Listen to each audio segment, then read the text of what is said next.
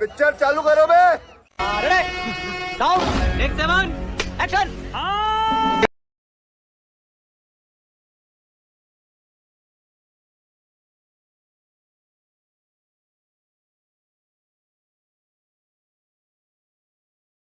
अभी बदत है भाई, अभी बदत है। अभी तूने उंगली किया ना, अभी बदत है।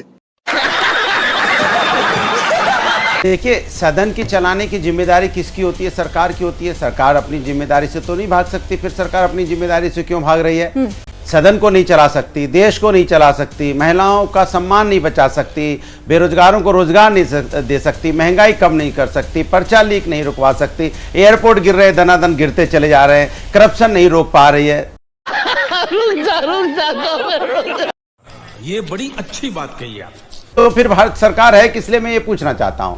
भारतीय जनता पार्टी की सरकार क्या है जब आप पार्लियामेंट भी नहीं चला पा रहे हो? सोचिए आप, और लंबी लंबी बातें कर रहे हो आप। तो सीधा सवाल आपसे बनता है कि आपने अभी एक बात कही कि भाई भारतीय जनता पार्टी को तो इस बात का होना चाहिए ना, जैसे कि जिस तरह से एयरपोर्ट आपने देखा, जबलपुर का गिरा, राजकोट का गिरा, दिल्ली का गिरा। भाई इस देश के अंदर में इसके पहले कोई एक घटना बता दी इस तरह से लगातार यहाँ पे बारिश हुई हो और एयरपोर्ट ढहने लगे हो, उनकी छतें गिरने लगी हो। परशुराम के मंदिर में भी देखो पानी भर गया। बेशर्मो शर्म करो। यही नहीं, अभी और सुनिए। उससे अयोध्या भी देखो किस तरह से धंसने लगी। भाई इन्होंने ही काम कराया है ना। इसी तरह बनारस में देखने को मिला पानी किस तरह 2009 में तो आपकी सरकार थी। अब दिल्ली के जो एनडीएमसी जिसके अंदर में आती है वहां ये झूठ है, झूठ है, झूठ है। अरे मैं अपनी बात कर लूं। देखिए, हम किसी के बीच में नहीं बोले। सरीन जी, ठीक है, अगर आप डिबेट करा पा रही तो कराइए। बीजेपी के बीच में कोई नहीं बोला। अगर डिबेट को आप बर्बाद करना है तो आप करवा दीजिए। लेकिन एक सवाल मेरा यहाँ पर ये भी, बर्बाद हो जाएगी डिबेट, फिर आपका क्या तो मिलेगा? जिम्मेदारी तो विपक्ष की भी बनती है ना।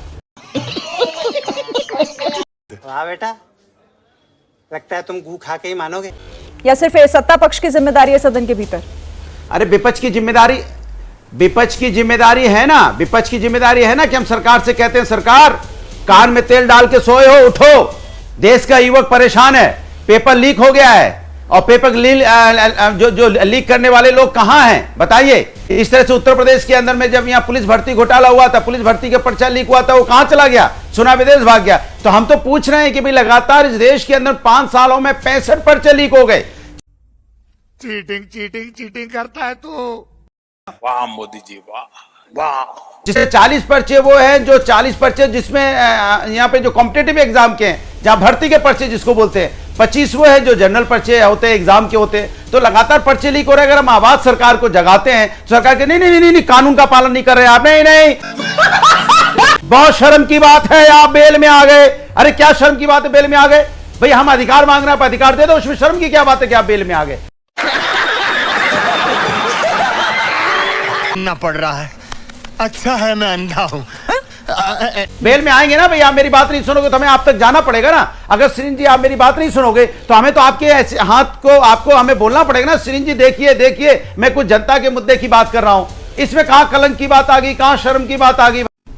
लवणेन भोजन। साले को बम से उड़ा दूंगा एक बार हाथ में आ जाए तो।